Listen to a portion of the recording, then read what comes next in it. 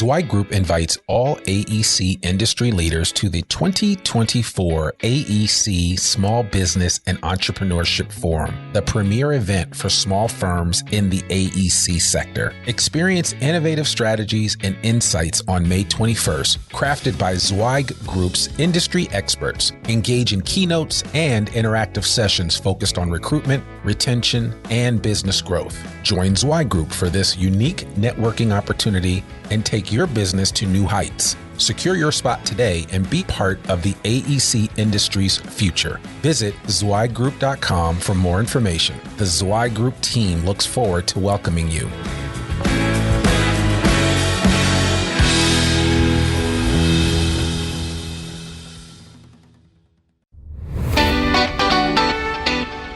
Welcome to the Zweig Letter Podcast, putting architectural, engineering, planning, and environmental consulting advice and guidance in your ear.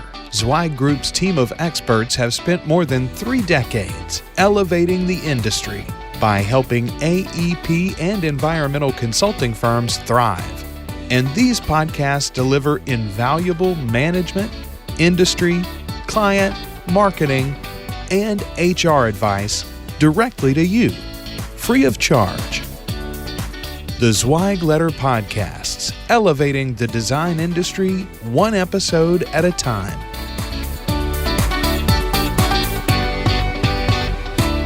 Hey folks, and welcome to another episode of the Zweig Letter Podcast. I'm your host, Randy Wilburn, and I'm excited to be with you today. I am here with Dathan Gaskill. Dathan is the new managing director at Zweig Group, and Dathan is doing something brand new, and I wanted to introduce him to the Zweig Letter Podcast audience. I wanted to introduce him to the Zweig Group audience in general because he's new on the scene, and I'm just getting a chance to meet him for the first time today myself, and I'm really excited to connect with him, but he's got some great things to share, and I certainly want you guys, if you're listening to this episode, like I tell you a lot of times, please, you may want to take some notes. You may want to get pen and paper out and just listen to what Dathan has to say. I think there's going to be some real valuable nuggets shared on this podcast episode. So without further ado, Dathan Gaskill, how are you doing? I'm doing great, Randy, and thank you so much for the opportunity. I'm very glad to be here and talk about this. It's an exciting platform that we are working on and developing, and we're going to implement. Chad's mission at Zweig is always to elevate the industry, and he has given me an opportunity here to proceed down this path, if you will, of taking risk management to another level for the A&E industry. We're excited about that. I go back a long way in terms of my financial career. I've been in the business about 30 years, one way or another. I've been everything from a programmer to an equity analyst to a treasurer to head of M&A, and most recently my posting was as CFO of Garver, a fantastic firm located in Little Rock, Arkansas. And now I'm on to a new adventure. Chad and his crew have invited me to essentially pioneer and implement this opportunity where managing risk, as I mentioned a little earlier, goes away from just being a liability to being an asset. So we're pretty fired up about it. Okay. I love that. So tell me a little bit about you gave me kind of the rundown of what you've done and what you've had experience with in the past. I always like my audience just to kind of know a little bit more, but just give us a little bit more of a glimpse of your superhero origin story, how you got to where you are today. And honestly, what has, because it wasn't like you've been doing this type of risk work since day one, but what really kind of propelled you into that area? Randy, it's a great question, and I'm glad we've only got 30 minutes, so it'll make me keep my answer pretty short, okay? I'm a fairly non-traditional CFO type. I have an undergraduate in computer science and an MBA in finance, and I've done a lot of different things in my career. But if you boil it all down to the things that really excite me, it's being able to find solutions to problems and being able to fit circumstances to those solutions and make something happen that hopefully is of benefit to an organization. Specifically, in this case, back to that earlier comment, elevating the A&E industry. So I've got a lot of analytical skills.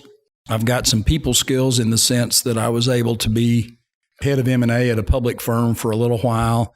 And you really don't go through those things without being able to understand a little bit about the motivations on the other side of the table. now that I'm looking at being able to help people manage risk, it's really easy to say, okay, let's think about this a little differently than what we have in the past. Let's take risk out of the pure liability category and let's make it a profit center. What we're doing in this risk management with these single entity, single parent captives is literally transforming what used to be just a cost into a competitive differentiator and a profit center.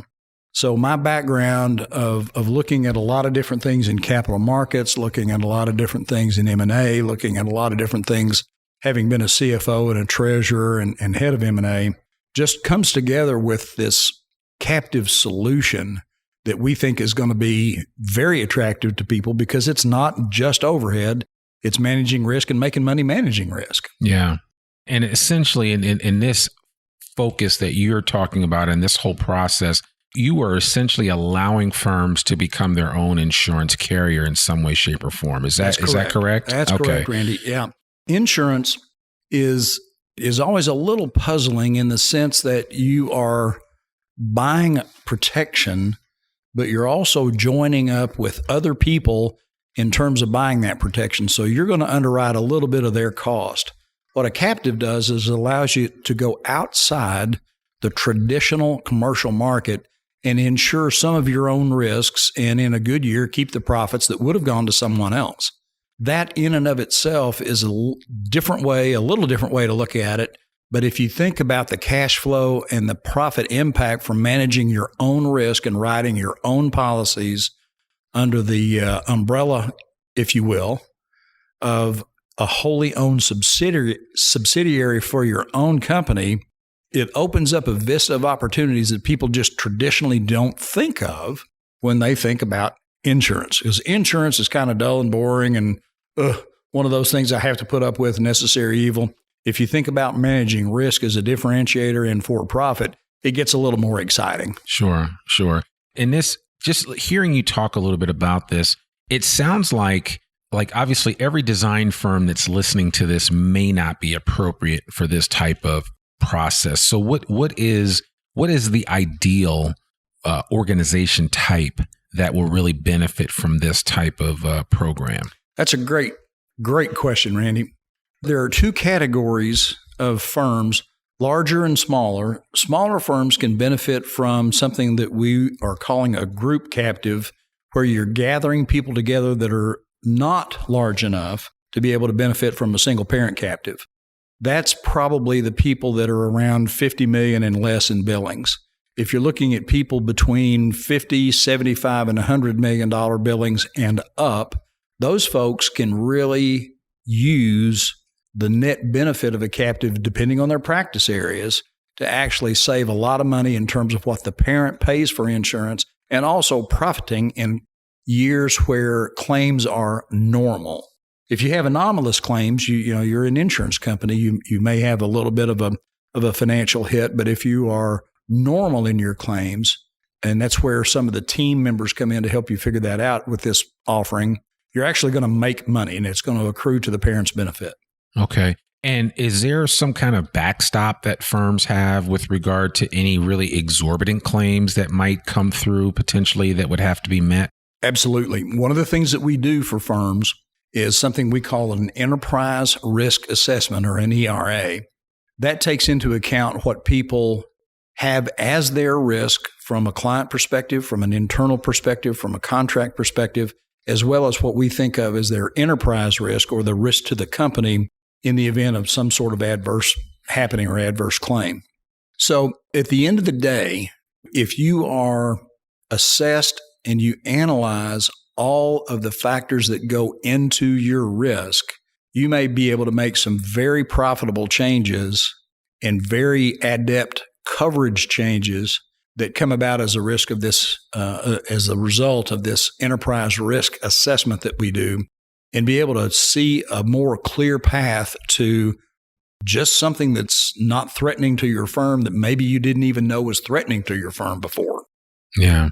And are you guys at Zweig Group, are you going to have kind of like a staff of people that are able to kind of walk firms through this whole process so that they don't feel like, yeah, you signed us up for this, but now we don't know what to do next, right? It's like when people take online classes, it's like, okay, here's step A, here's step B, here's step C. And it's like, oh, I don't know what else to do. And it's like, so it sounds like there's going to be a lot of hand holding and a lot of instruction on the part of Zweig. Absolutely, Randy. That's, again, a terrific segue.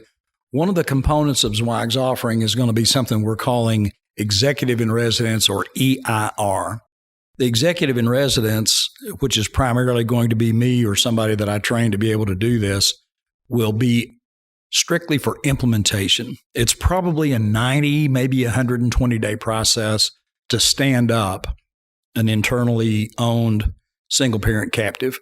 That's underwriters, that's actuaries, that's accountants, that's legal, that's state departments of insurance. It's complex in the sense of orchestrating the number of partners necessary to make one of these things stand up and work.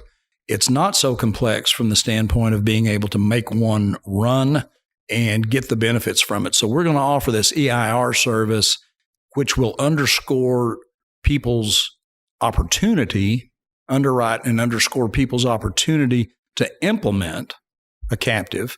And then we will do that for them, handhold, and make sure that it is properly governed, properly set up, and properly planned for in the strategic plan of the company, and then wander off and only be advisors to them at that point that it's up and viable. Yeah. So how long has this type of program existed within the AEC space when you think about that? And I only ask because we were talking earlier before we started recording, and I was mentioning our good friend from Zweig Group, Dawson Fairco, who is part of CTA, and CTA does something. It's not exactly the same thing, but it's the same idea of making firms aware of things that they may be missing out on doing for the bottom line of their organization. Mm-hmm. And in the case of CTA, their focus is on research development tax credits and how you benefit from that and how you can reclaim some of the things that you do on a regular basis for your job as research tax credits. How long has this program been around, and how long have AEC firms been taking advantage of this? Randy, the notion of captives have been around a long time. Adoption in the AEC world has been slow. It had its genesis sometime back with an offshore incorporation, the Bahamas, Bermuda, the Cayman Islands, and that is a little bit outside the sandbox for what is typically a pretty conservative group of people in the AEC business. So fast forward just a little bit, because the economic viability and the proper construction of captives, it's become much more mainstream, and people are now implementing captives as a business strategy first and not a tax strategy.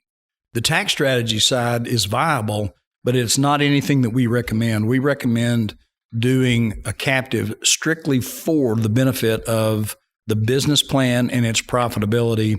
We can get into some technical detail on that, but let's just say that the business value of a captive goes way past taxes. It is not a tax strategy.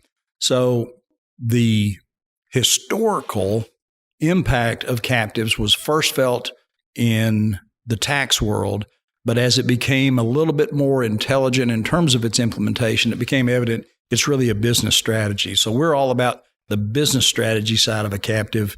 And since the AEC industry is on the balance, on the whole, has been slow to adopt, we think this is a terrific time, especially with risk increasing in the industry with alternative project delivery and P3s and the like.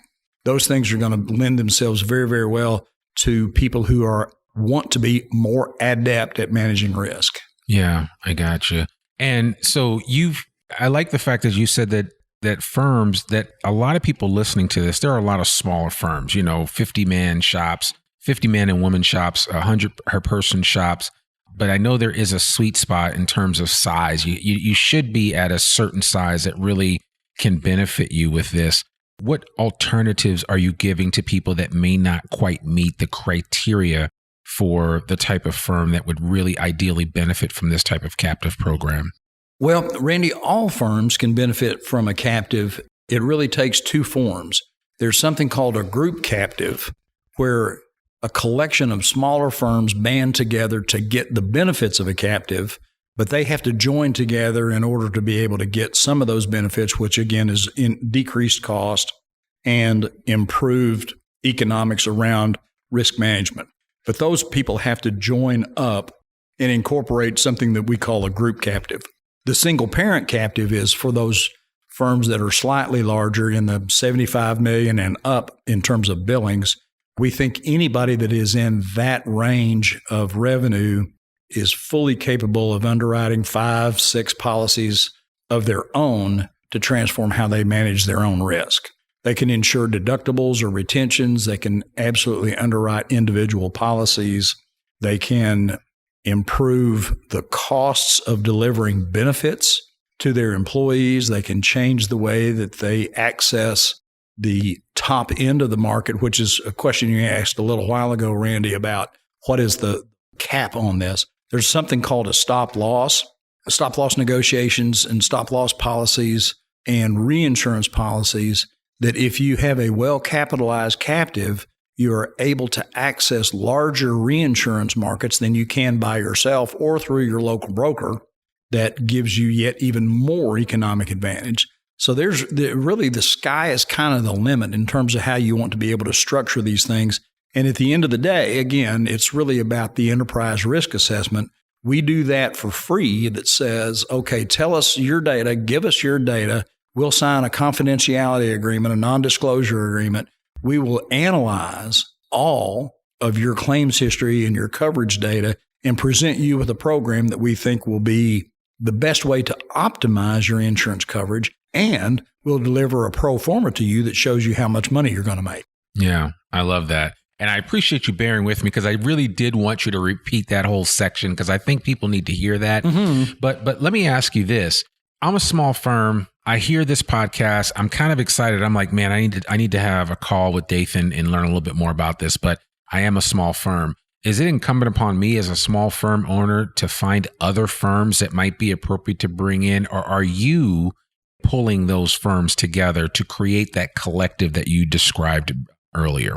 I think we will pull the firms together to establish that collective, if you will, and that's a good way to call it. It should not be the task or the obligation of the small firm owner to figure out who to partner with. Yeah.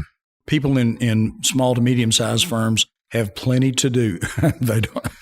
They don't need to have another set of obligations. Again, and this also is where the executive in residence program comes in. We are set, capable, and willing and motivated to help people do that, either at the single parent captive level, which just means we'll help you stand it up, or to organize this thing in such a way that we will help people find others who want to do this that are just not large enough to benefit from the single parent captive. So we're trying to ease the burden and help people implement something that we know that has a lot of economic value. Yeah. So it really sounds like you guys are going to be one-stop shopping for this. Somebody contacts you, even if they're not at that size where they can be that single captive that you talked about. And I apologize if I misuse the lingo, but they could be that. If they're not qualified for doing that, then they can rely on Zweig Group to help them connect the dots as far as, making it work and bringing other people in. Absolutely. Without a doubt. Yeah. And so, you must be excited about building this team and getting this going. So, if Randy, if people could see my face right now, they would say, yeah, that guy's fired up. Yeah, he's excited about it. So was it because you had some success with this at Garver that really propelled you to say, you know what, I can do this elsewhere? Yes. Or what was it? Was it simply that? Yes. Okay. Taking nothing away from Garver. Garver is a great place to work, wonderful firm, but it was time for me to have another adventure. Sure. I am excited about this ability to literally, again, using Chad Kleinen's words, elevate the industry. I believe in engineering. I believe of the value add of that practice as a societal benefit. It produces wonderful things. And if we can make that industry function better, if we can make that industry less risky to its owners, if we can enhance the capacity to manage that risk, especially in the APD market, with increasing client risk shifting activities, then all the better. I mean, it's a rising tide lifts all boats kind of thing. Yeah, it really is. And I'm glad you mentioned that, because that's what Chad has been talking about for a few years now since he took over at Zweig Group. And certainly, that was the same mandate that Mark Zweig had when he started the company. It was just elevating the industry, elevating the mindset, getting business owners that are design professionals, architects, engineers, environmental consultants, planners, to just think differently. Yes. Right. And to get to a place where they have a lot of pride in what their capabilities are and what they're able to do. And they recognize that the world sees it. Like I always tell design professionals, I mean, you guys are responsible for the built environment. Yes. And it's not to be taken lightly, but a lot of times I have to get a lot of these folks, design professionals, to think a little bit more of themselves than they currently are, right? And we all have to elevate our thinking as far as that's concerned. You bet, Randy. That's exactly right. And if we can do something that makes their life easier and helps the industry and have fun while we're doing it, what's not to love? Sure. So I want to land this plane because I don't want to get, like I said, I talked about this before we started. I didn't want to get too far in the weeds with this, because this conversation is more than just one podcast, more than just giving. I mean, it's enough to get the juices flowing. I want people listening to this to understand, okay, I heard what Dathan said. It sounds interesting. What's next? What would I need to do in order to determine if I am appropriate for this program? And again, with the idea that most firms are going to be appropriate in one way or the other. One way or another. But how are you guys at Zweig going to kind of quiz people or take people through a funnel, if you will, to determine what can be done for them? Randy, I think there's 2 or 3 things. We will be marketing the concept via blogs, via press release, via pitches, podcasts. Yeah, absolutely. So what we want to do is really make the general education available in a variety of ways. Sure. Okay. Sure. When we sit down across the table from people and listen to them, I let them direct the conversation on what's important to them, because it's different for different people, especially depending on your practice area. So I think that there is what I would call the general education that's appropriate for the kinds of differences that this program is going to make. And then there's very specific education that is applicable to a firm. And I think maybe, again, if you could see my face, you would understand it's evident anybody can call me to talk about this and I'll talk their leg off. I mean, this is big fun for me. Right.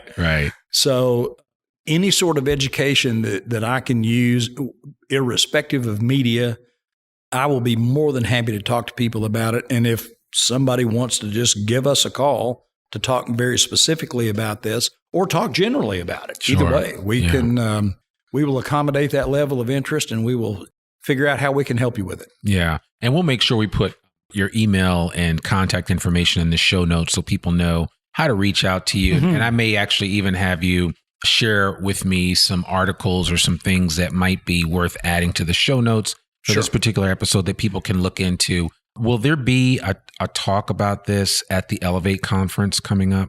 Yes. Okay. Yes. There's going to be a section or 2 at the Elevate conference in November in Denver. In Denver, yes. I hope to be there. Should be a good event. Yeah, I think it's going to be a great event. Yes, there will be some head sessions there, and there will be specific presentations at the Elevate conference. And I think that we also have a series of, I'd hesitate, Randy, to call them articles, but we will be writing about specific aspects and facets of the captive in the Zweig letter. Sure. So, and some of our partners also in this endeavor will be writing in the Zweig letter as well. So again, we will be reaching out to people with general as well as specific educational intent, so that people understand this. Yeah, I mean, best use cases and prior experiences and the way things have worked out. So absolutely. Nobody can see my face right now, but I'm just as excited as Dathan as he's explaining this to me, and as he's made a decision and a commitment to come over and join Zweig Group. I think it's certainly a great decision that he's made. Zweig Group is going to be opening up a future office in Little Rock, and That's where Dathan is based out of. But I mean, the bottom line is he's going to be wherever this program needs to be. So I think that's exciting to kind of see what the future holds. Yes, this particular engagement will be successful if we infect people with some enthusiasm to find out about this, which I would encourage you to do. Absolutely. Right? Yeah. Well, that's what we're going to do. And like I said, I mean, it's just like the same thing with, research development tax credits. There's always a learning curve with anything new that the industry's trying to adopt or trying to understand. There'll be a learning curve with this and understanding the idea about, making your firm its own insurance company. Yes. And that's, if I wanted to dumb it down to a simple statement, that would be that. But then it's like, there's a lot that goes into that, but just to simplify it and to understand that you start to control your risk factor, what your risk factor is. And this gives you a greater measure of control over the process. And it ultimately, depending on how you set up your vehicle, this will ultimately create a tremendous earnings and a tremendous tax shelter for the organization as well. Am I correct with that? Yep. Yeah. Yeah. And Randy, that's correct. One of the things that on the tax side, it absolutely is tax advantaged, but that is not to say that we take an aggressive tax position on that. Again, that really gets into the weeds, but we are very neutral on tax risk to the parent, but we are very clean and clear about the tax advantages to the earnings in the investment portfolio that's tied into this. That's part of the education because, again, we can get into the weeds and I would prefer not to scare anybody off on the tax issues, but we will manage your expectations and your risk profile on taxes so that you can make completely informed decisions. And I will tell you personally, I'm tax risk averse. Yeah. Yes. Yeah. Aren't we all? Yes. Aren't we all? Yeah. If I never have to talk to the IRS, I'm happy as a clam. Exactly. Right? Exactly. So, well, man, Dathan, I love that. That's great. I'm going to make sure that everybody gets this information and get your contact information. I'm just going to throw out there that Dathan's email address is dgaskill, GASKILL @zweiggroup.com. For those of you that are chomping at the bit to shoot him an email, do that today after you listen to this podcast episode to say, hey, I just heard you and Randy talking about this program. I'd love to learn more. And he will oblige you and take care of you. Yes, so, absolutely. Yeah. So absolutely. Any last words that you'd like to share before we close out? No, Randy, other than just thank you for the opportunity. This is exciting, and I am well motivated to make some things happen. Yeah, well, I don't think this will be the last time that we'll be talking, and I'm sure that we'll tease out some other sections as we go a little deeper in this and kind of explain things to people. And as we create more use cases and opportunities to tell success stories, I think it'll be important to share those here anecdotally on the podcast. You bet. Yeah. So Dathan Gaskill, thank you so much. New managing director here at Zweig Group, folks. I really appreciate you coming on the podcast. Thanks, Randy. Absolutely. Well, folks, there you have it. Another episode of the Zweig Letter Podcast. To learn more about one of the oldest newsletters in the design industry, visit thezweigletter.com. You can read articles online, listen to this podcast, of course, and sign up for a free subscription to the newsletter and have it delivered right into your email inbox every Monday morning. Sign up today. For more info about Zweig Group's advisory services and this new program that Dathan is doing, or any Zweig Group publications, visit zweiggroup.com. You can also subscribe to the Zweig Letter Podcast wherever you listen to it, and please consider rating and reviewing us on Apple Podcasts. I'm your host, Randy Wilburn, and we'll see you soon. Peace. Thanks for tuning in to the Zweig Letter Podcast. We hope that you can be part of elevating the industry and that you can apply our advice and information to your daily professional life. For a free digital subscription to the Zweig Letter, please visit thezweigletter.com/subscribe to gain more wisdom and inspiration, in addition to information about leadership, finance, HR, and marketing your firm. Subscribe today.